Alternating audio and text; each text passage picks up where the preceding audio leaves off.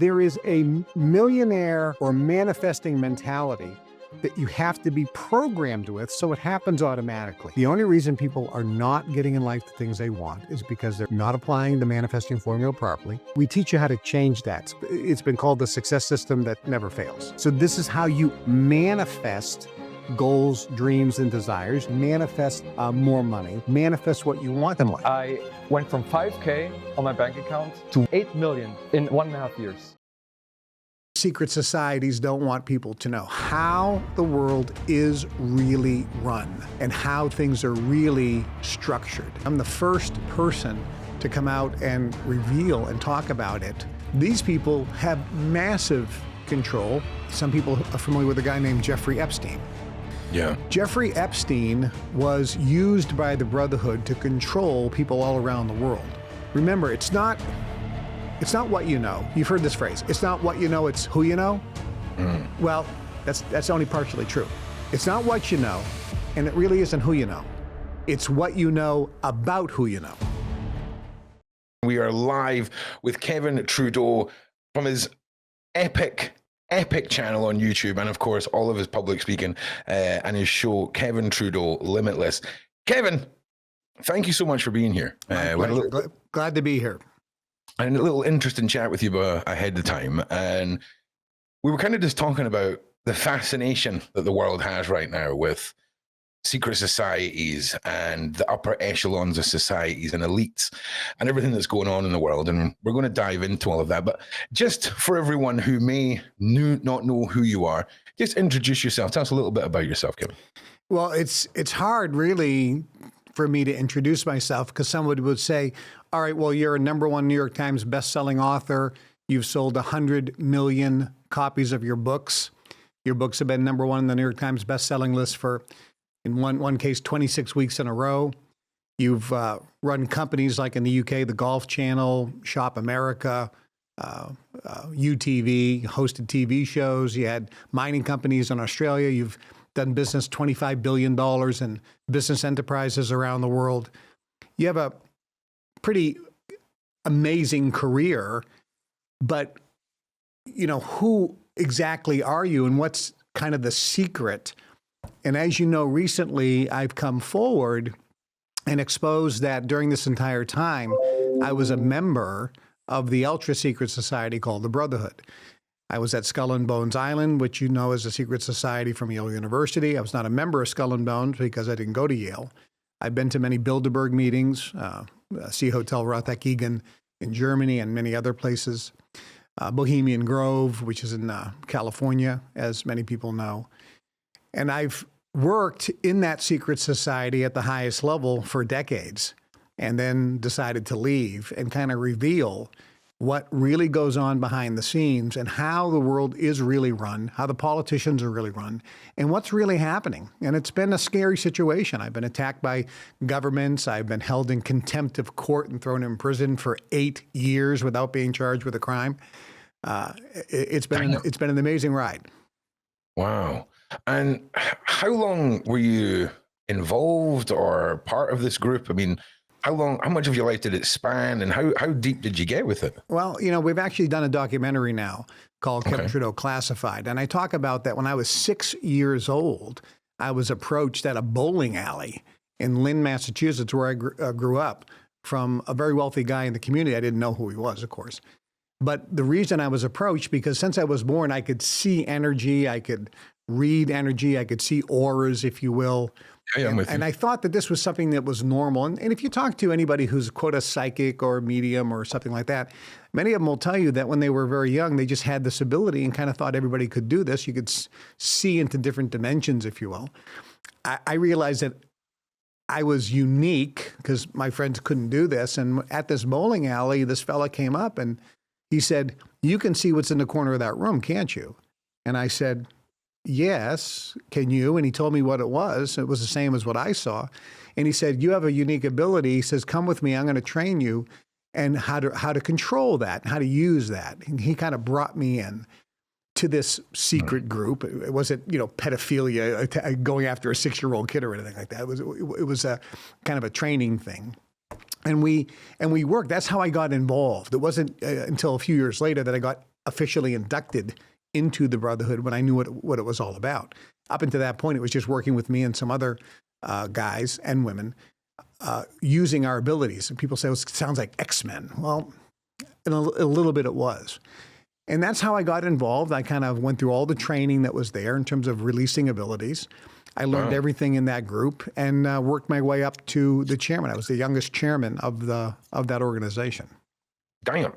So, but I see how much of your life were you part of this? It's a pretty substantial journey. It was my whole life, really. And it was very interesting because I had two lives. I had my public life, which was directed from my secret life or the private life, which was the Brotherhood life. And I traveled all over the world, secretly and privately, and I got passports given to me. And I have pictures of all this now, which I've released. Pictures with me and President Gorbachev, pictures with Henry Kissinger, who's the Secretary of State under Nixon, pictures with other presidents, pictures with generals like General Norman Schwarzkopf in different locations. And it's like, how is this guy with all these people? Princes, kings, members of royal families, both in the Middle East, Southeast Asia, and in Europe. And it's like, who was this guy? Well, that's what the secret societies don't want people to know, how the world is really run and how things are really structured. It's, I don't want to say scary, but it's really unlike what people think, especially those who talk about, quote, secret societies, but have never been a member or a part of it. So when we talk about the school, and it almost talks like, talk about the recruiting of you, it does sound like a movie where, the professors at these universities spot the kids that are gifted and they indoctrinate them. Do you feel like this brotherhood started off with one intention and maybe shifted for an obsession with power into something darker? Yeah, the Brotherhood is really the ultimate secret society because, as you know, there are a lot of, quote, secret societies that aren't so secret. Skull and Bones from Yale University. Well, everybody knows about it, but you don't know what goes on at Skull and Bones Island, for example, which I've been to. Bohemian Grove. Again, it's a secret society, but it's not so secret, but what goes on is kind of a secret. Or Bilderberg Group, not really a secret society per se, more of an organizational group. Freemasonry, the highest levels of Freemasonry. Okay, there are people that have come forward. I was a 3rd degree, a 33 degree, whatever, but you've never had anybody come forward who was beyond 33 degrees. When you reach the 33 degree level in Freemasonry, a very small group of those will be tapped on the shoulder and brought into the inner circle. In the same way that if you go to Yale University, a very small group of people were tapped on the shoulder and brought into Skull and Bones. So there's a real secret society above the 33 degree level in Freemasonry, which nobody talks about. The Brotherhood is really the ultimate secret society because we control all the other groups. We were kind of we were the top echelon on this planet, the top echelon, and it is completely secret. I'm the first person to come out and reveal and talk about it. And all the data that I'm revealing, it's being documented and verified and backed up. It's like, wow, that's exactly what happened then. That's what he said happened then. How did he know what happened then if he wasn't there? And people are saying this is really something special. I mean, it sounds incredible. And I mean, how, this is probably not the normal line of questioning, but for me, this is the fascinating thing is how much more did you open up gift-wise, right? You could see auras and things. And what were the other children or inhabitants of the school, the freaking X-Men Academy, whatever we're going to call it, you growing up? I mean, what did you witness as far as our capabilities? Because I believe we are all capable of these things, but for the last 2,000 years, religion has told us that this is witchcraft. It can't be done. Here's some science to give you some evidence for why these things are hallucinations and all the rest. So I would love to hear a little more. Yeah, mental abilities, or we'll call it energy abilities, or even spiritual abilities, whatever you want to call it. We all have abilities, but all to different degrees. So let me give you an example.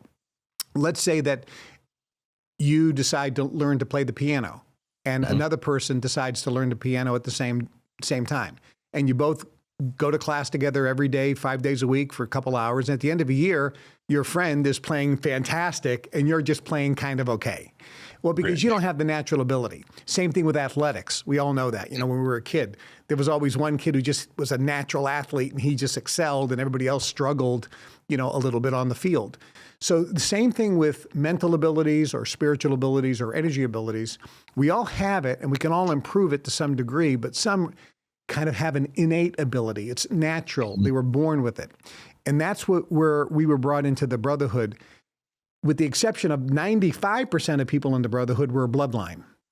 So they came from a specific bloodline, and it was very rare that they would bring someone in who wasn't from a, we'll call it privileged elite class, you know, quote, blue blood bloodline. Was there any research done to see if you were distant relatives? Maybe like I've done I've done all the DNA testing, and there's no there is some, but in the DNA, the DNA is very interesting because if you look at human DNA, it's actually spliced together. You've heard of CRISPR, the machine CRISPR, the technology. CRISPR is a technology that scientists use to splice DNA. So with CRISPR, you can take an animal and then splice the gene and then have a blue-eyed animal instead of a brown-eyed animal. Okay, You can splice the gene.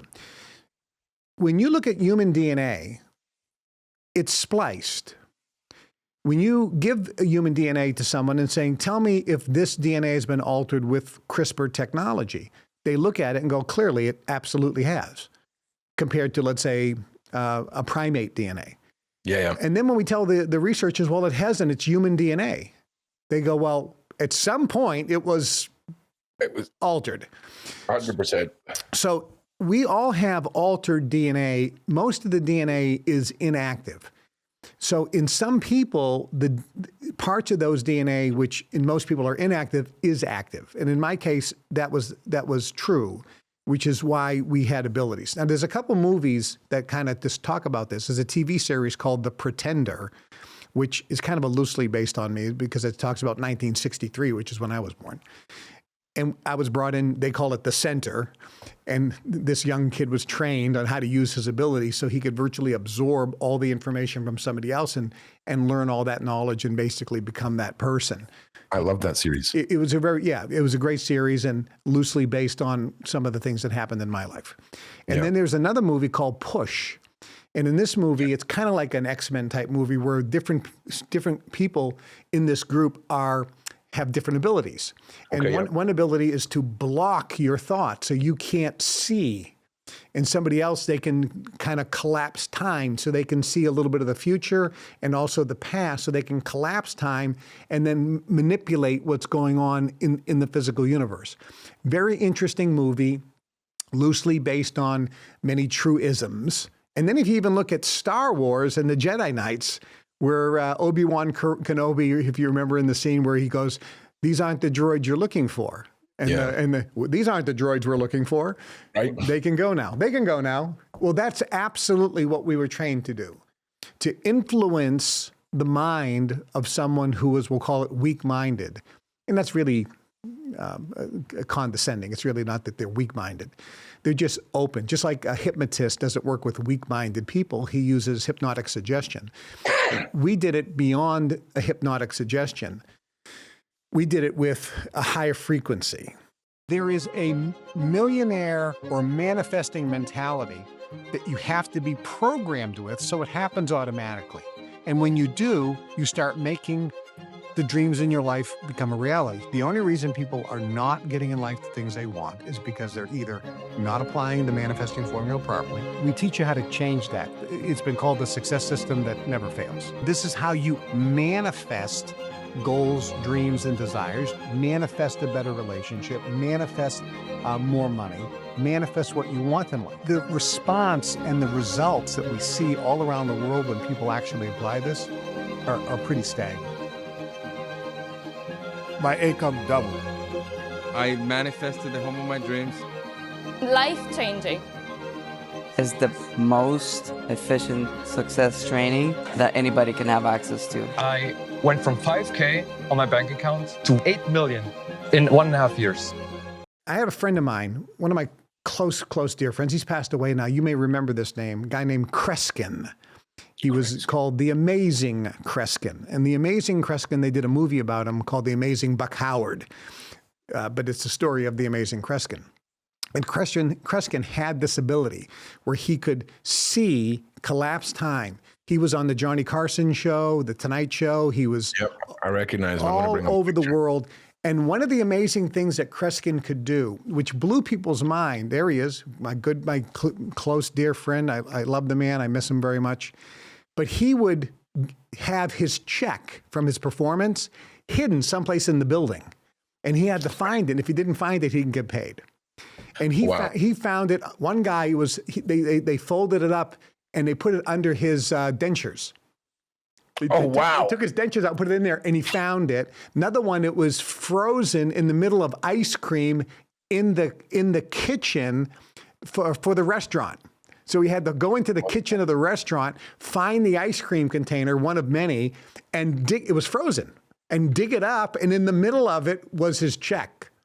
That's wild. I mean, this was wild. So he would do these things, and people, even magicians, professional magicians, David Copperfield and so forth and so on, who I know, they all said, we don't know how he does this. And I said, because it's not a trick. He's actually using his mind. Yeah, he does some magic tricks as part of his act. Sure. But many of the things he does is 100% using the mind.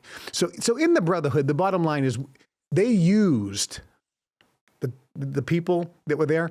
Since most of them didn't have these abilities, they used us for their purposes. In the beginning, it sounded like a very altruistic purpose. And then as I got deeper into it, I realized that maybe it's not so altruistic. And that's one of the reasons why, with the advice of President Gorbachev and Henry Kissinger and many others, I decided to leave, which was a very scary proposition because there was a good chance if I left, I would never be seen or heard from ever again. But I did something very unique. I also, because of my abilities, put together a fail-safe. So there's several secrets that they do not want revealed, and if anything happened to me, they would be. So it's kind of my protection. Yeah, the classic dead man's switch. Yeah. Yeah, it's got to be in place. I mean, you can understand, especially that kind of leads on to my next question, because and obviously, we're not talking about naming names here. Okay, we don't all want to get red dot sniped this evening. But what sort of individuals made up this group as you progress through it, as you've gone through your life? Have you stood back and seen people on the television, politics, all of this, and been like, damn? In the Brotherhood, the people that are in the Brotherhood are behind the scenes. They're the real money people. Let me give you an example. You look at in America, we have the Forbes 400 list, and it says here are the 400 richest people on the planet. Well, that list is not accurate. 2 people were just arrested in Asia. One had a Bitcoin wallet with over $17 billion in it. Well, how come they're not on the Forbes 400 list? Clearly, they're richer than most of the people on that list. And there was another fella that in his crypto wallet had over 50 billion. That's in cash, not in stocks, it's in cash. He's not on the Forbes 400 list. Then we look at what J. Paul Getty said. He said, it's not how much money you have, but it's how much money you control. You look at Norway. They have a $2 trillion sovereign wealth fund. Well, who controls that money? A guy in the Brotherhood. You don't know his name. Nobody does. But he controls $2 trillion. He can move markets. He can do anything.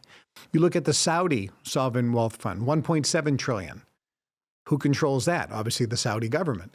But it's the royalty. It's the members of the royal families who are in the Brotherhood. So the people that really control the world via money, who's the head of the International Monetary Fund? Nobody knows the guy's name. Who's the head of the World Bank? Nobody knows that person's name. These people have massive control, either members of the Brotherhood directly, or they are controlled by members of the Brotherhood. How are they controlled? Very simply. Some people are familiar with a guy named Jeffrey Epstein. Yeah. Jeffrey Epstein was used by the Brotherhood to control people all around the world. Remember, it's not what you know. You've heard this phrase. It's not what you know, it's who you know. Well, that's only partially true. It's not what you know, and it really isn't who you know. It's what you know about who you know. Now think about that. So if Epstein has, you with me? Did you catch this? Dude, I just clicked the mouse and brought that picture up, and it just took 2 seconds to register. Yeah. But I'm going to be reusing that. That's a good one. Right. So when Epstein has video footage of wealthy people having sex with minors, you now control that wealthy person, don't you? In the old days, we just simply call it extortion. Well, that's exactly what it is. And unfortunately, many of these people in power positions, because power and money is at their fingertips, they need something else to stimulate them. Ultimately, it's always power. And power over a human being gives them their thrill. Now, this is sick and disgusting, but it's absolutely true. You go back and look at old TV series. I was recently watching the TV series Boardwalk Empire, which talked about the 1920s in Atlantic City. And in all these old movies, you see older guys in their 30s, 40s, and 50s having sex with 12 and 13-year-old girls. I mean, and the girls are getting pregnant and having kids. And in those times, that was the norm, where the guy goes into a city and he says, okay, you're going to take care of me. I want women. How old? 12 or 13. Okay, you got them. And that's what used to happen. It was sick and disgusting then, and it's more sick and disgusting now. It's horrific. It happens today. It happens all over the world. And this is how you can control anyone. You look in Washington, D.C., there was a woman who was known as the Madam of Washington, D.C. She had a black book. And she said, I can tell you, 90% of the members of Congress, both the House of Representatives and the Senate, have used my services. And many of them were found out. These are attorney generals, senators, congressmen, judges, and they're using prostitutes. Well, people say, well, as long as they're not underage. Look, at the end of the day, these are unethical people doing unethical acts. You could say it's immoral. That's a different argument on the morality of it. But clearly, they're two-faced. They say one thing on the camera and then do one thing behind the back. Just like back in Prohibition days, where the guys are saying, yes, no alcohol in America, prohibition. And then they go to the speakeasy and the judge is there and the police commission is there and the mayor is there. And they're all boozing it up and they're all with 12, 13, 14-year-old girls sitting on their lap. So who controls those people? The guy who runs the speakeasy, doesn't he? Because he has the dirt on everybody. So that's how the secret societies really control politicians and everybody else. Yes, with some of the mind tricks, we'll call it, or the energy work, but really through dirt on those individuals, which is very easy to get. Yeah. And I guess, in short, the Brotherhood sounds like it is breeding the puppet masters and not the puppets. And the Jeffrey Epsteins are at the bottom of the strings of these people. They're just the puppets. They're just being used for an ultimate objective. Now, a question that comes up all the time is, what is the real ultimate objective of the Brotherhood? We'll call it the top of the echelon, top of the food chain, secret society. And this is why I was intrigued and really got involved and really helped to do many, many things. Their objective, and this is going to shock a lot of people, and people are going to resist what I'm about to say, but the objective of the Brotherhood is ultimately, now pay attention, ultimately eliminate or reduce poverty around the world, eliminate or reduce wars around the world, eliminate or reduce violence around the world, and improve the quality of life and standard of living around the world. That sounds like a pretty good thing. Henry Kissinger, part of the Brotherhood, helped because If you remember when he was the Secretary of State for Nixon, China had 1.5 billion people that were all starving. It was one of the poorest countries in the world. There were always starving kids in China. Poor quality of life, poor standard of living, horrific living conditions. Okay. Similar to many parts of Africa and other parts of the world too, like India and things. But China had this huge population. So the Brotherhood said, we want to improve the quality of life and standard of living for those billion people. How do we do it? We open up China. We give them an advantage on the exchange rate with the Chinese currency versus other world currencies. And we move all the manufacturing to China. And we make them part of the World Trade Organization. And they'll become the manufacturer of the world. And the quality of life and standard of living for China will go up in 50 years. That's exactly what happened. So that sounds like a good thing. All right. The quality of life and standard of living in Europe and in America and Canada has gone down in those 50 years, but it's still pretty darn good. So their idea makes some nice sense. But here's the problem. Okay. They also believe that they come back. In other words, most people think of this lifetime. In the Brotherhood, they think when their body dies, they're going to reincarnate. They don't think of one lifetime. They think of 10 generations, 20 generations. So their ability to think longer is different. And it's similar to what it was with the Knights Templar. You look back at the stuff that the Catholic Church did in Europe when they built cathedrals. Was it in one person's lifetime that a cathedral was built? No. Yeah, that's a good point. They built, their mentality was, we're building something for generations. It's going to take 3 generations of builders to build this. They didn't think we need to get it done by next fiscal quarter like we do today. We have a small little window, but those at the highest level think generationally. And in the Brotherhood, the individuals, because they're at this high level of awareness, they come back and they know. And that's why they're always rich. So when they come back, they know where they kept the gold, where they buried the gold in the previous life. It's a little spooky and funny, but it's true. So they look at a much longer timeline. So with that in mind, people in the Brotherhood think we need to have a war, Second World War. We need to have First World War. We need to have millions, tens of millions of people die. Who cares? They're all going to come back anyway. But in the overall scheme of things, it's going to work out fine. And that's where I disagreed.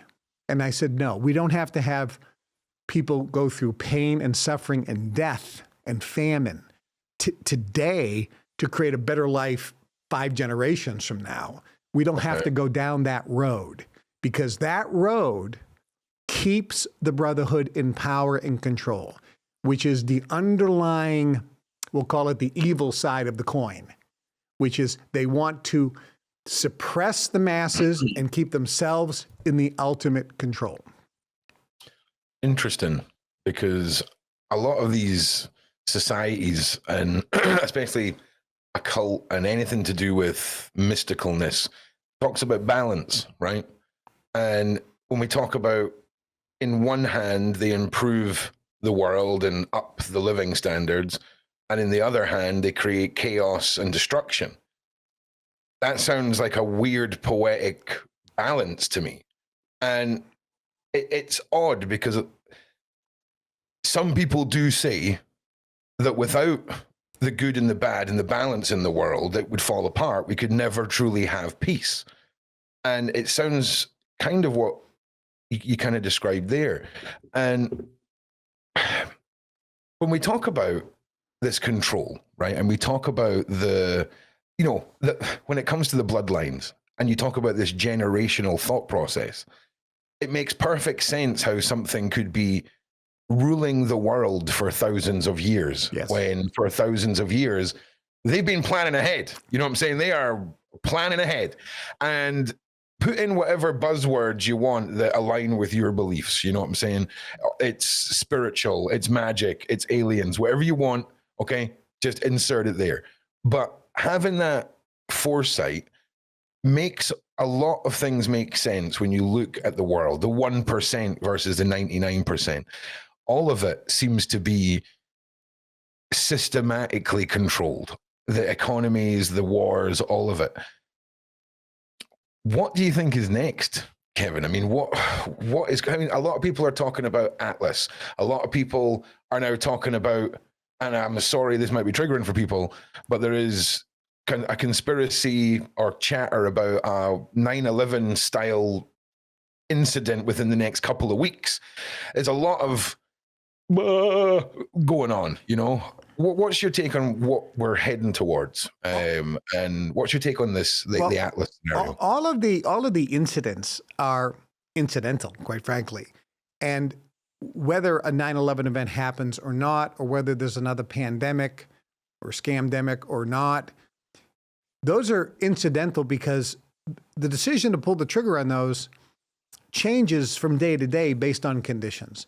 So they're really not that relevant, whether a country invades another country, whether America invades Venezuela, whether Russia decides to make a peace deal or continue with that war, whether there's another war that starts up, whether there's a nuclear bomb, a dirty bomb that goes off, whether there's something in the water supply. All these things are really incidental to the bigger plan. See, most people focus on what's going to happen next week. What about this incident? What about that incident? Where the elites are really unconcerned. These are just pieces on the chessboard that are being moved, and it really is irrelevant because winning the game is the ultimate objective. So what is really going to happen is there's going to be a tumultuous up and down continuation where there's fear. Mm-hmm. By the way, when I was with President Gorbachev, we were flying on a private jet in Australia. We were talking about the KGB because I worked with the KGB when it was still the KGB, when Soviet Union was still around, and of course the CIA, and they're still around. And we were kidding about the media, and we were laughing about how people in the West think that Western media is an open media, and in North Korea, let's say Iran, the old Soviet Union or Russia, it's closed media, and the media there basically just puppets or whatever the government wants to say. And we laughed. It's like, it's the same everywhere. It doesn't matter if it's in America or whether it's the UK, with the UK, Canada, whatever. The media simply reads the report that the government says, here, read this. Yeah. And that's all they do is they just read the report. They get the video from the government and go, here's the video. Were you there? I was in Kiev. Perfect example. I was in Kiev, and I didn't know this. I'm looking out my balcony. I'm eating a can of caviar this big for like $50. It was in Kiev, like big huge can of caviar, right? Okay, caviar, love it. Yeah. So I'm eating this beluga caviar, which cost me $50 in the market. It's this big huge can, and I'm eating this caviar with some toast on my balcony, right around the main square in Kiev, Ukraine. This was years ago. Two trucks pull up, and a bunch of people get out of the truck with their, picket signs or demonstration signs. And then a third van comes up, and some camera guys get out, and it looked like there was a director. And I'm thinking, maybe they're making a movie. And the director is moving everybody around, checking out the camera angles. And then he says this, and the people start screaming, ah! And then it was like, cut. Everybody got back in the truck and left. My mom calls me, hysterical. Oh my God, you're in Ukraine, you're in Kiev. There's massive protests. People are in the streets, killing people, murder. I go, what are you talking about? She goes, I saw it on the TV. Wow. And I said, Ma, it's a movie. I looked at it. I saw it. They were shooting it. It's fake. It's fake. It's fake. And the media just does what the governments say. In the US, the CIA is embedded in all the media. In the old Soviet Union, it was the KGB. And today in Russia, the same KGB is embedded in all the media. It's all around the world. So when we're getting media, and on the internet, by the way, it's still controlled because you have all of the major media companies controlling the flow of information, as we all know, so that when you're trying to find something, you're being directed to what they want you to be directed to, so you can be brainwashed. And think about it. Think about this. You have a president or a prime minister, and there's a poll. Is the prime minister doing a good job with the economy? Yes. 90% say yes, or 90% say no. How the hell do you know? Why do you think he's doing a good job or bad job? It's based on what you've heard and read in the media.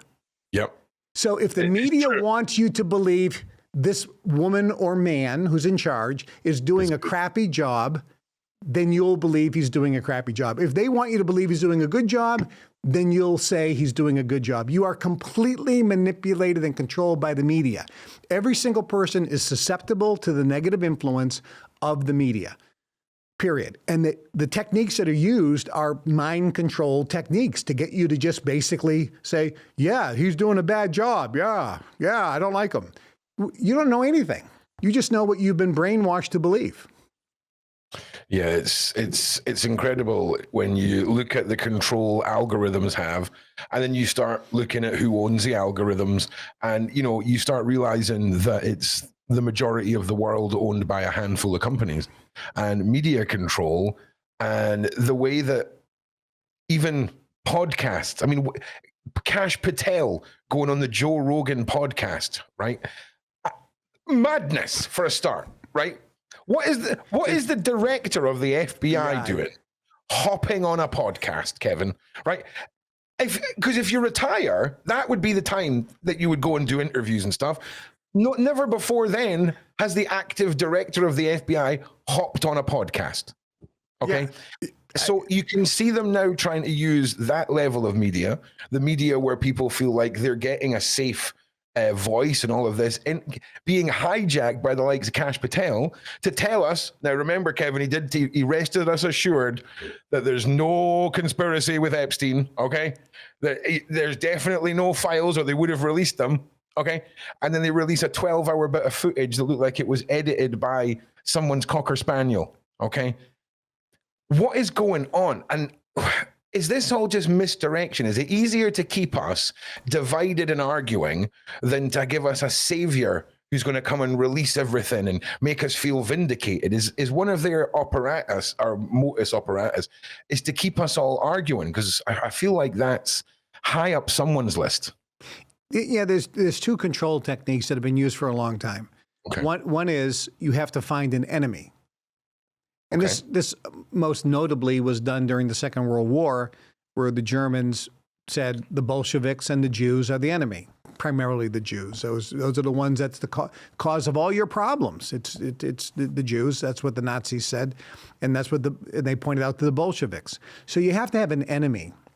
In America, it was the Muslims or some other group.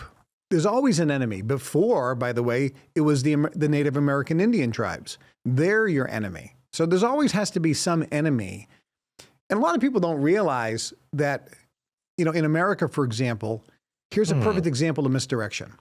In America, we had, America was a colony. Everybody forgets that. It was a colony of England.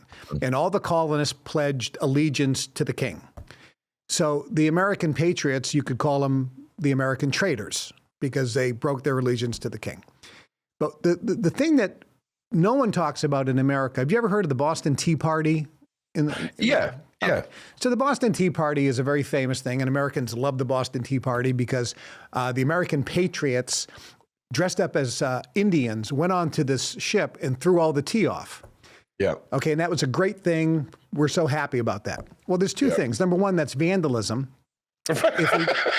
If anybody did that today and broke into a store and threw everything away and destroyed it, they'd be arrested and we'd be outraged, completely outraged. So it's complete vandalism. But number two, the patriots were such cowards, they dressed up as Native American Indians, the Algonquin tribe, and they tried to get the British to blame the Algonquins for that act so that the British would start a war with the Algonquin Indians.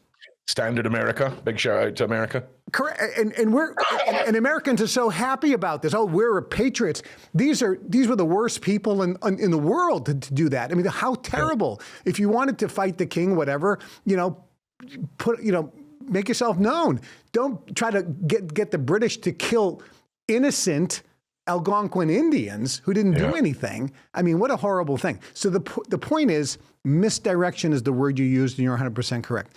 So the first one is find an enemy, but the second one is to get one group in your country believing one way and the other group believing the other way, so you have conflict amongst the people. If you have the people fighting amongst themselves and you're up here, good. Yeah, it almost creates a necessity to stare at that person up there for an answer. That's exactly right. You create the problem, and then I come with the solution, and now I'm the hero. That is what I've been saying is happening in the UK with the French tourists.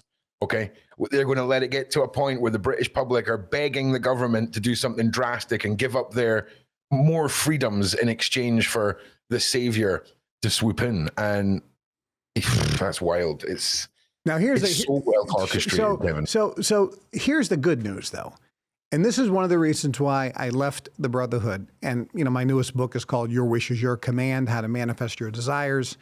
And I have the show on YouTube, Kevin Trudeau, Limitless. We have a whole bunch of things going on now. But the whole point is not to tell people about all these terrible things so you feel terrible.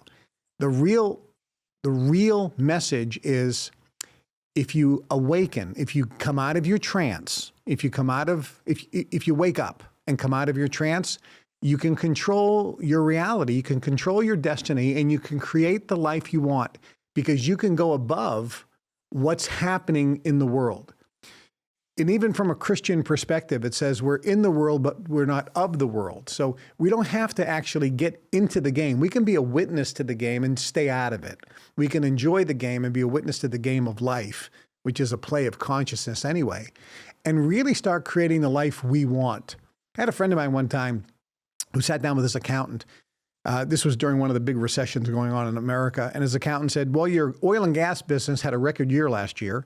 Your real estate development business didn't have a record year, but it still went up 5%. You've made a great strides in your restaurant business. Your ready-mix concrete business actually was on par with the last year, didn't go down at all. And the accountant said, how do you explain all this success when we're in the middle of a recession? And my buddy said, well, I just chose not to participate. In the recession. Yeah. Nice. Because he said, look, you can choose to participate in that recession or not. You can go above it. You can create the life you want. You can have the relationship you want. You can have the relationship with yourself that you want. You can be happy, regardless of external conditions. So when you start rising above it, you become the master of your ship and your own destiny. You start controlling your life. And here's the key words here. You become at cause over your environment instead of being at effect. So imagine you're in a boat and the motor's off and you have no sail and it's windy and the waves are moving. You're basically at the mercy of the waves and the wind. But if you get up and understand that you have a key and you can turn the motor on, you can put the throttle down, you can now be at cause over the wind and the waves, and you can get to shore. You can make it through. And that's what life is. We all have within us the ability to do what we want, have what we want, and be what we want. We just need to take control of our life and know that we have the power. And if we understand that we have the power and we learn how to use that power, all these things become irrelevant, and we stop worrying. And we stop even asking questions anymore. It's kind of like, it's more of curiosity, but not like it's going to affect me. I hear you. I often say that it really, especially when it comes to manifesting your own will and desire, getting those things in life you want, it's so important that you have the belief in what it is you're trying to achieve. And I think somebody described it as the iceberg mindset, where publicly the top 10%, super confident, it's, I can believe I do this, and then under the surface is 90% self-doubt. And I always say to people, and I refer to it all as magic, Kevin, we're basically talking about the same thing. You use whatever buzzwords you want. Yeah. It is so important that people understand the power of belief and intent and will. And once you get an understanding of truly seeing what you want and believing you're worth having it, it's a breakthrough for a lot of people. So how do you feel about how strongly you have to believe in your wish? There's a phrase that says, believe and you receive. Right. Doubt okay, and go without. Yeah. Okay. Nice. So do you ever hear of a guy named Liberace? Yeah. Liberace, the great piano player. Back in the 50s, he had a TV show. It was the #1 TV show in all of America. He was the most famous entertainer in the world at the time. He went on his show and he held up a book by Claude Bristol called The Magic of Believing. And it talks exactly about what you just said. And he said, I was nothing until I read this book. And then I started believing in myself. There's magic in believing. And so he encouraged his viewers who want to improve the quality of their life. Let me ask you to read I'm that sorry book. to interrupt you, Yeah, Kevin. you got it. Because it seems like modern religion, right? Because that's when the magic ended, right? When modern religion came around, the big three, everything was it was a big change. And it almost feels like we were given something else to believe in, and we're told that you have to focus on that, and it needs to be. When we talk about how religion was first formed, it was a different time. Okay, there was not many choices. All right, there was a lot of crusades and deciding religion based off a sword pointed at you. But it feels like a lot of people write off this world because it's so simple, right? Believing in yourself, focus, love, positivity, almost sounds like a damn cliche, Kevin, right? But it's so true.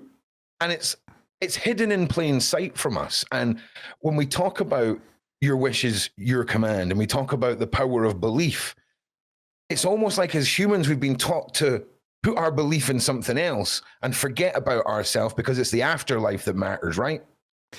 And it blows my mind. Yeah, and I think it's really some of the people who are preaching religion, because their lives aren't very good anyway, and they're kind of miserable. So they're always preaching something, to get people on board. But if you look scripturally, whether it's the Mahabharata or the Ramayana in the Indian tradition, whether it's the Quran in the Muslim or Islamic tradition, whether it's the New Testament or Old Testament in the Jewish or Christian religion, it always talks about faith. Sometimes they use the word believe, sometimes they use the word faith, depends on the translation. But for example, it says, if you have faith as big as a mustard seed, you can tell this mountain move and it'll go into the sea. That's Jesus himself is saying that. When the woman had the issue of blood, she said, if I just touch the hem of his garment, I'll be healed. She touched his garment and Jesus stopped and said, who touched me? And she said, I'm sorry, I touched you. And he goes, your faith has healed you. Faith. When Jesus went into Nazareth, up until that point, it said he was healing all who were ill. The blind saw, the lame walked, the lepers got clean. And then when he went into Nazareth, his hometown, the Bible says Jesus could perform no miracles and could heal no one because of their unbelief. The power of belief, the power of faith is so critical. Mm-hmm. The question is, how do you get rid of the automatic doubts that come into a person's mind? So I obviously I teach that now, and that's what I learned in the Brotherhood. I said, how do I get rid of that self-doubt? Because it creeps in and I don't know what to do. It's there. How do I get rid of it? How do I deactivate it? How do I deprogram myself from these doubts? When you were a kid, your mother said, you can't do that. You're too dumb. What makes you think you can do that? Well, now you get this program in your head. How do you get rid of it? Henry Ford, one of the richest men in the world, said, if you believe you can, or if you believe you can't, either way, you're right. It's the thinking that makes it so. and this is not from some motivational speaker. This is from Henry Ford, one of the richest guys in the world. And whether it was Andrew Carnegie, who U.S. Steel, whether it's today, Stephen Jobs, he said it a million times. You got to believe in your dream and you got to believe in yourself. That's Stephen Jobs. If you want to succeed. Stephen Jobs.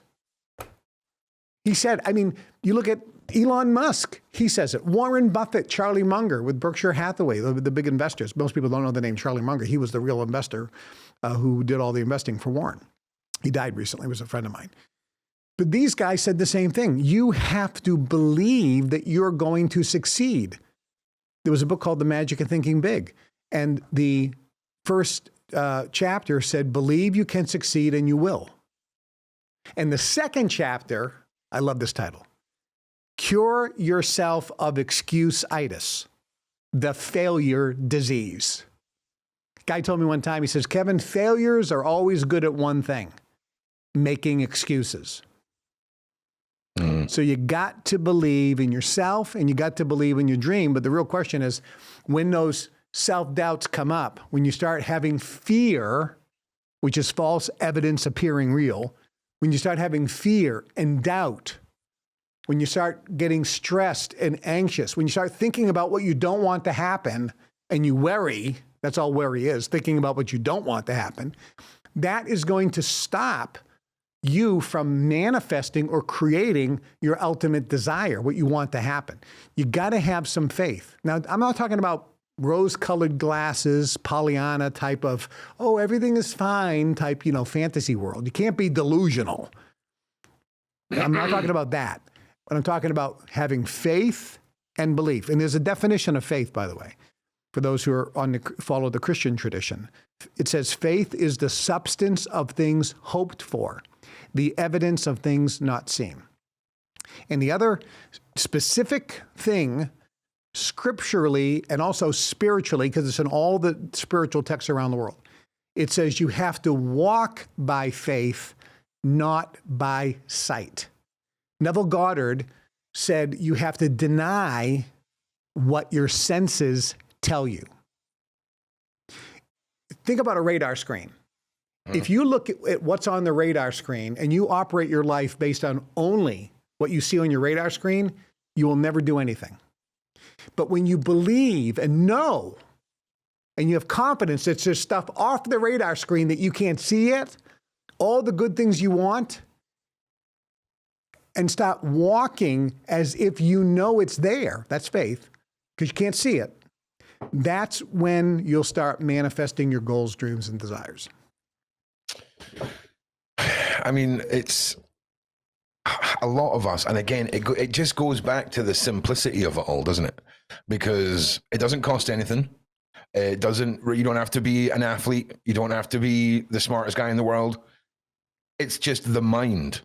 And we're so, like I say, Kevin, we're so conditioned to focus on everything else. Even look at society, how that's been set up purposefully so that you're more concerned with mortgage payments and, taxes and this, that, and the next thing. People don't have time to sit and a lot of people anyway, that's the mindset. And I guess it's the excuse-itis, right? Is that they don't have the time. If you were to suggest something to people right now that they could do at home, I think a lot of people talk about closing their eyes and truly visualizing these changes in their life, or the promotion at their job and all of that. How much stock do you put in manifestation and really having 10, 15 minutes a day to really dial in on what it is that you want to achieve? Well, you don't have to do it and sit down and say, I'm going to do it for these 15 minutes. It's something that you should do all day. You breathe all day. You don't say, listen, I'm going to breathe for 15 minutes now. Right, okay. Yeah. It's like, and most people don't say, I'm going to eat. They eat all day long. They're always, I'm putting something in them, right? You're eating all day long, right? Okay. So you have a mind. Okay. You think all day long anyway. You might as well just focus and decide what you're going to think about. Arnold Schwarzenegger did a great documentary on Netflix. I recommend people watch it. He tells you everything about how to manifest goals, dreams, and desires, from getting pictures of what you want, seeing yourself in possession of it. But here's the simple formula. Number one, and here's the first step you have to do, what nobody tells about it. I talk about it in my book.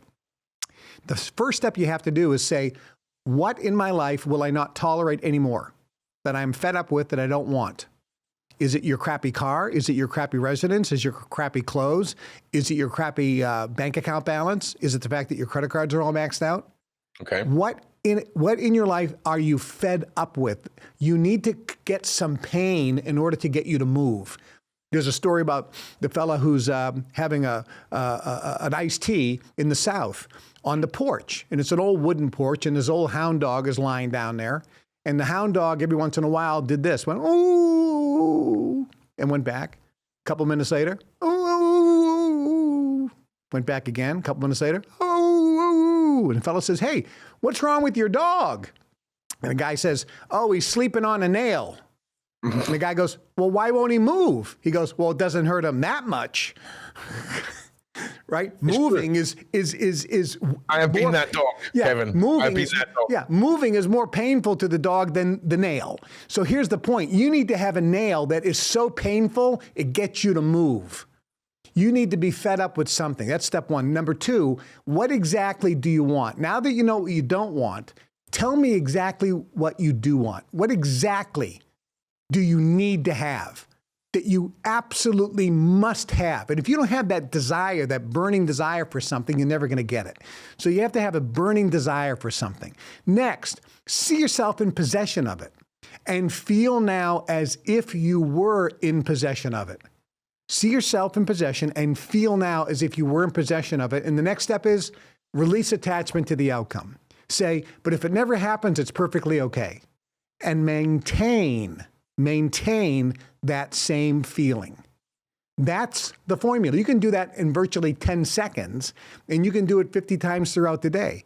That's the formula that's going to motivate you. It's going to open up all the possibilities, and the universe is going to present to you situations, events, circumstances, conditions, and people to help you achieve your goal, achieve your dream.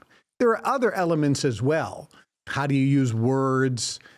What do you do? Actions, posture. There's a whole bunch of other elements as well, side elements, but that's the basic manifesting formula that every successful person has used, whether they do it consciously or subconsciously. Okay, damn. I mean, I'll be honest, it's very rarely do I forget I'm hosting the podcast. I feel like I'm watching a podcast and I'm just getting sucked into it.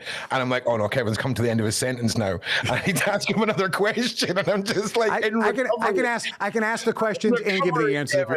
From having my mind blown from the last thing you said, because like, and it's frustrating, right? Because all of us are like, what's the secret to this success? What's the secret? People have been telling us for years, okay? And they'll repackage it in different ways and all the rest. But self-belief and believing, somebody once said, Kevin, that the greatest trick they put on us is convincing us that there's not enough good in the world to go round, okay? And we don't believe that we're worth the things we want. How prominent do you find that in the people you work with? Is this recurring pre-installed negativity on themselves? And when you see someone break free from that and you see their life improve, that must be incredible, right? Yeah. See, everyone was born to win, but we've been conditioned to lose. Correct. We have been programmed to lose. You were born to win, but you were conditioned and programmed to lose. So you have to deprogram yourself. You have to basically change the programs that you're stuck with and start becoming a winner. In sports, we all know winners because they win. It's like, give me the ball. I want to take the shot. I'm a winner. And when we look at winners, they don't make every shot, do they? You know, in basketball, the great Michael Jordan, people don't know that he made the winning shot more times than anybody else in basketball history. But most people don't know he also missed the winning shot more times than anybody else in basketball history. And you can go through all these different sports analogies with people. You know, the old saying is, you miss 100% of the shots you don't take. Exactly. So you got to take a shot, and you can't worry about missing. You don't see people say, I'm either going to win or lose. No, you either win or you learn. Oh, dude, I was just going to say that, Kevin. Right? It's like you're in my head, bro. It's like you're in my freaking head, bro. This is what you learn at the freaking X-Men Academy, is how to draw people in and buy your book. Right? This is your X-Men power. Okay, because my brain is never. That's exactly it. It's wild, and again, the greatest thing that they've done is convince us that all of this isn't true because of the simplicity of it all. And there's a reason. And there's a reason why, by the way. So why do the elites not want you to succeed? When the British were in China years ago, there was 1 billion Chinese, not very many British. How do you control the population? How do they control it? They got the population on opium. So you dumb down. How did the Catholic Church, whether it's royalty, how did they keep the peasants under control? They made sure they didn't learn how to read. So now I have the book, and I'm the only person who can read the book. Mm-hmm. They did that to the slaves in America. They made sure that the slaves didn't read, because otherwise that gave them power. So there's a whole host of things that the elites do to make sure that the masses don't realize the power that they have. Look, people can read today, but you're being brainwashed into thinking that you don't have a chance. You have more power than you realize. If you just realize what you have in your hands and the unlimited power that you have within you, and release it, you can start making more money, having a better relationship, having better health. But more importantly than all that, you wake up in the morning and say, I love my life. And then you say throughout the day something like this: I love being me. Think about it. Wouldn't it be great if all day long you said those two things? I love my life and I love being me. Isn't that really the ultimate? Forget the car you drive and the house you live in. Okay, I get in my Rolls Royce or my Bentley and I go to one of my mansions, or my butler picks me up. That's cool too. And I'm not saying that that's a bad thing. That's a good thing. I enjoy that. And I get my tea poured at 4 o'clock at tea time. Okay, I like that.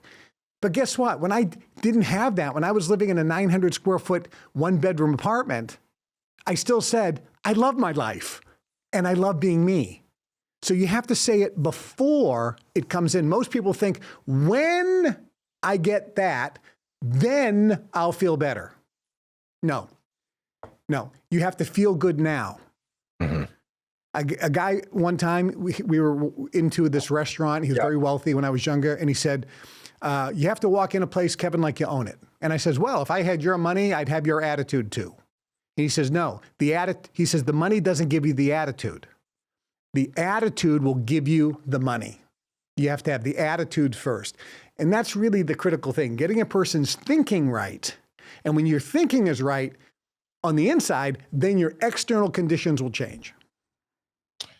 Yeah, it's a fascinating world, and I know a lot of yous completely understand what Kevin's saying. I think a lot of people will have different ways of putting it, different ways of describing it, but it all boils down to the power of self-belief and the power of visualizing and believing these things that we all want and feel like we deserve. And listen, it doesn't cost any money to sit down tonight and start visualizing, giving it a go, and start getting around that.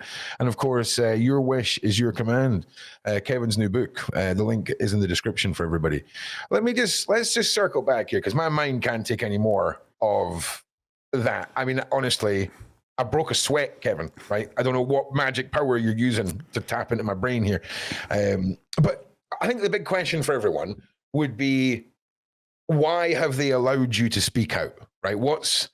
How have you dodged the Matrix bullets? What is it? Do you live in a big glass bubble? Well, it's just, what's the reason? I didn't dodge it 100%. When I left, I got sued by the federal government. Okay. I got sued by a whole bunch of government agencies, and there was nothing to sue me on. So there was no case. Yeah. So the judge held me in contempt of court because he told me, you can't talk about your books on TV. And I said, in America, we have what's called the First Amendment, which is the right of free speech. And I said, no, that's a First Amendment constitutional issue. I have a right of free speech. And the judge basically said, not in my courtroom, I'm holding you in contempt. And he gave me the longest sentence in the history of America for contempt of court, 10 years. Now, contempt of court, contempt of court is not contempt of court is not a felony. It's not a misdemeanor. That's like standing up and shouting, right? Yeah, it's that would be contempt of court. Contempt of court, not a charge, in my opinion, it's not a crime. Yeah, it's called suri juriitis. I think that's the Latin for a thing of its own. So I spent almost 10 years in prison, and they took everything I owned all around the world. They took every penny. They shut down all my companies. I mean, I had billions of dollars worth of enterprise. They shut the whole thing down. So I didn't dodge the bullet. I was willing to do that because I'm not attached to material things anyway. It doesn't really matter to me. I kind of been there, done that. Now I got it all back. I mean, everything's coming back, like crazy, because you can manifest what you want, right? You just manifest your desires. That was 2024. You got it all back, right? I mean, that was a long fight. Is that right? Yeah, 2013. Well, this thing started back in 1996. So I've been fighting it in 1990. So 1996, I was still chairman of the Brotherhood, and there was two factions in the Brotherhood. One that wanted us to reveal to the public what we knew in the Brotherhood, how to use your mind to manifest your goals, how it really worked, and how to empower people. And the majority did not want that to happen. So I had both two groups, one group trying to support me and the other group trying to bury me. But the only reason, the reason I'm still alive is because there was a fail-safe, because there is something that the dead man switch. I forgot you told me about the dead man switch. There is something that the Brotherhood doesn't want revealed, and it's something that is slowly coming out. And I can just tell you, it's something to do not of Earth, and they don't want that revealed. And I have direct personal knowledge of this, and that's kind of the fail-safe. Doesn't mean they're going to try to not continue to stop me doing what I'm doing, like podcasts like this and so forth.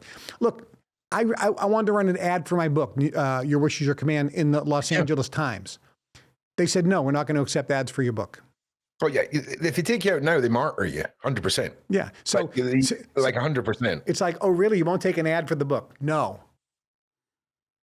I mean, think about that. That's the control that the Brotherhood has, that they can stop banks from doing business with you.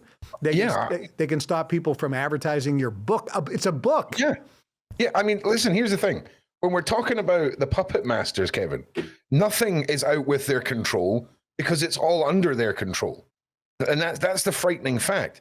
And listen, I don't know if you meant to like Matrix bullet body swerve the Atlas question, or if that's something to do with the Brotherhood that might end up getting you sniped. Just blink twice if we can't talk about it, Kevin, because I think that's something, metaphorically speaking, just in case you're watching Brotherhood, okay? Just in case you're worried, okay? I'm not saying Kevin said anything. I'm just asking him, and he's dodging the question, and I want to ask him again. So is there anything big and floaty in the space that could possibly be any relevance to this? I'm a trifle deaf in this ear. I thought that. Okay, we'll move on. Excellent. Okay, see, how often have you felt really threatened throughout all of this? I mean, there must be moments where, I mean, I can't imagine there's like a decapitated horse's head in your bed or anything like that, but do you feel like they want you to know they're still watching? Is there any kind of little moments where you're like, I want everyone to try to imagine this. So imagine that you are an actor in a play. Okay. And in this play, you don't know all of the lines. You have a role, and in this particular play, some of the people are stabbed, like in Shakespeare. And some people are married, and things happen in the play. But you don't know everything. It's kind of a secret. Are you worried that you're going to get killed? No, it's a play. So even if your role gets stabbed in the play, you're going to dinner with the cast after the show's over. When you are completely aware of who you are as a spiritual essence, encapsulated in a body, having a physical experience, and you are the witness and observer of this body and mind engaged in the play of consciousness, the game of life, There's nothing to worry about. Okay, so let me ask you this. And again, I think I know where the answer is going to go. Did they ever, when you were in this X-Men Academy, were you ever told that who was teaching you wasn't from here? Was there ever an inclination to these powers being brought out of you through the teachings of perhaps non-humans? Nobody had to tell me that. Okay. Did you hear what I just said? Yeah, I'm with you. Nobody had to tell me that. A lot of tall, blonde-haired, blue-eyed, pale-skinned individuals. Maybe. Who knows? I never said Kevin said that. Brotherhood. That was me. Yeah, you know, we just had an episode in the documentary about aliens and about me at Area 51 and other things. And you know, I talk a little bit about it, but I don't reveal everything there. But look, at the end of the day, everybody knows. Or if you don't, I'll just tell you right now. There's a documentary, I believe it's on Amazon or Netflix, just came out with Marco Rubio, senator, presidents, I mean, the top admirals and officials, and they all said the same thing. Here's the evidence. Here's the documentation. They said, we are not alone. Aliens have visited Earth, are visiting Earth. They are here. I mean, this was the first time that you had government officials blatantly stating it fact. I've been saying it for decades. Look, we've never been alone.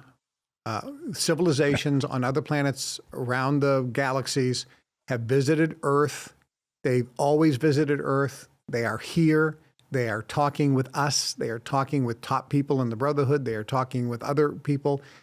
It's a matter of when that is going to be revealed officially to the public. Yeah. Not if, but when, because it's going to happen.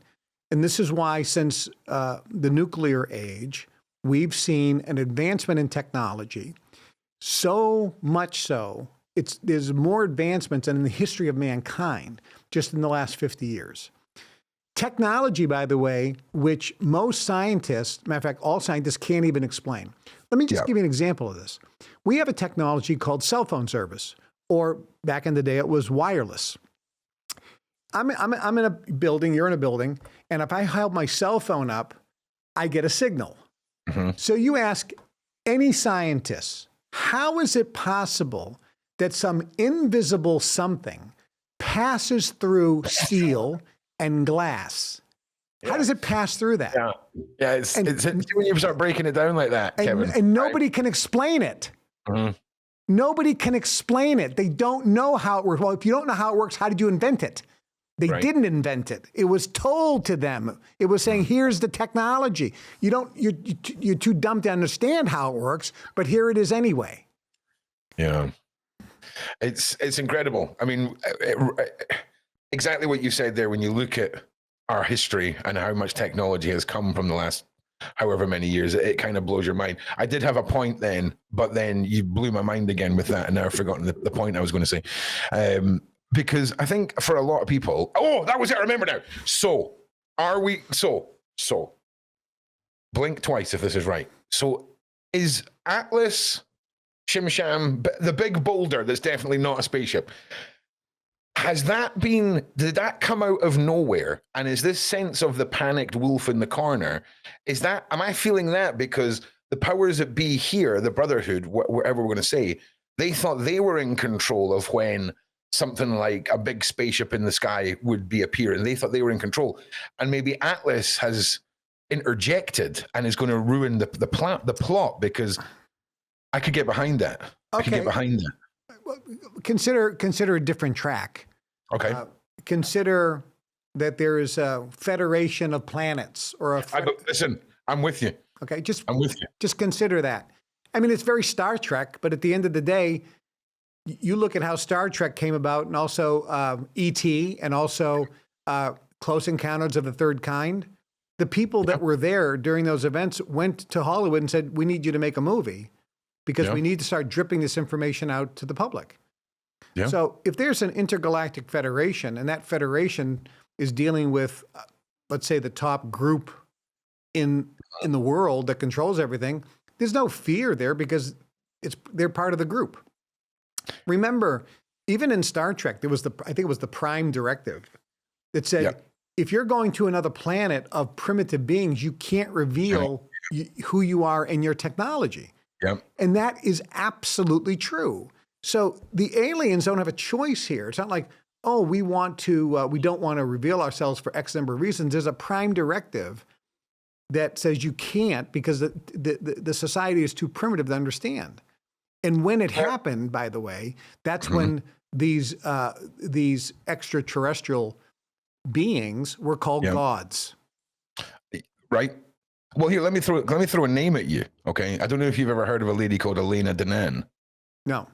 No. Okay. Well, that kills that next follow-up question dead in the water. But it's completely true. And when you look at, for example, I've always said it sounds a bit sus when you see the paintings of the stairways to heaven and things like this. It looks like the frickin' loading dock coming off the side of a plane. You know, it looks like the dock that's been opened from a spaceship. And God, of course, a vastly more intelligent life form coming down would be seen as gods. So I imagine 100% that there's some sort of Prime Directive. I personally believe, though, Kevin, right, that our planet, the freak of nature, the only ball in our solar system that has anything interesting on it, you know, there's a planet where it rains diamonds and there's like lava rivers, not much wildlife, okay? Not much things to distract you. And you look at our DNA, how much junk is in there.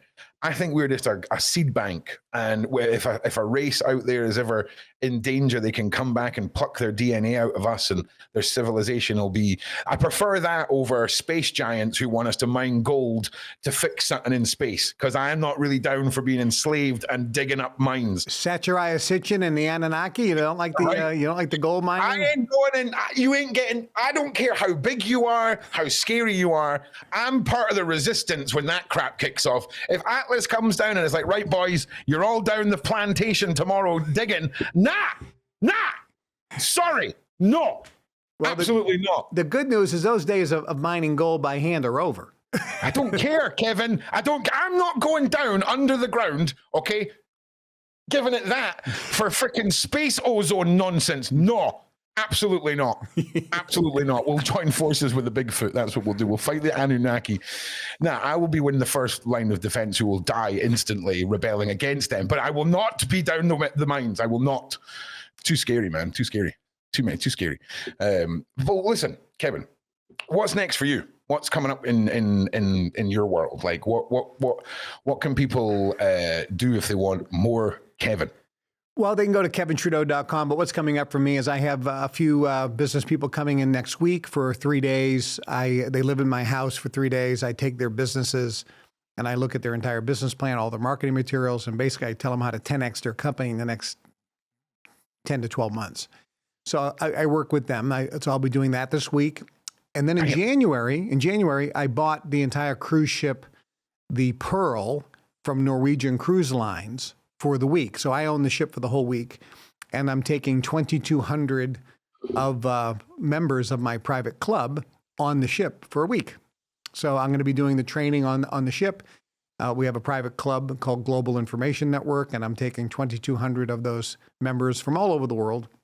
We have over 100 countries represented, and I own the ship for the week. So we're going to have a great time on that ship for an entire week in January down in the Caribbean. Let me ask you this, Kevin. Do you need a mascot on that ship? Okay, because I'm thinking that's the one thing missing from the Kevin Trudeau brand, right? Is some sort of mascot, okay, that needs a Scottish accent. Do you know what I'm saying? I wonder who that could be. I could brainstorm with you. Okay, I tell you. See, next time I interview you, don't think it's suspicious when we meet 15 minutes before the show, and the questions I ask you are the sort of questions these business people that pay tens of thousands for your services will be asking you, because I can tell now that is a mind that I would like to pick the inner workings of. And it's just incredible hearing your story. And the 10 years for contempt of court, the if they can't take you out, they'll ruin you. Okay? Whoever plotted your demise failed miserably at the Brotherhood. That must have been a low-end intern, because you seem to have bounced back. You seem to be, it's testament to someone's teachings when you have people who have succeeded, these companies you're talking about, when they put their faith in you. People that have a lot of money don't tend to invest in things where they're going to lose a lot of money, especially when it comes to one-on-one coaching and things like this. So it's incredible. And I would love to have you back, because this is just the tip of the iceberg with all of this. And it's just an amazing journey, an amazing story. And like I say to everybody, Kevin's links are in the description. You can go and binge watch Limitless on YouTube and hear more of how we can all better ourselves with the simplicity of just believing in ourselves and the things that we want and believing that we deserve them. There is a millionaire or manifesting mentality that you have to be programmed with so it happens automatically. And when you do, you start making the dreams in your life become a reality. The only reason people are not getting in life the things they want is because they're either not applying the manifesting formula properly. We teach you how to change that. It's been called the success system that never fails. This is how you manifest goals, dreams, and desires, manifest a better relationship, manifest more money, manifest what you want in life. The response and the results that we see all around the world when people actually apply this are pretty staggering. My income doubled. I manifested the home of my dreams. Life changing.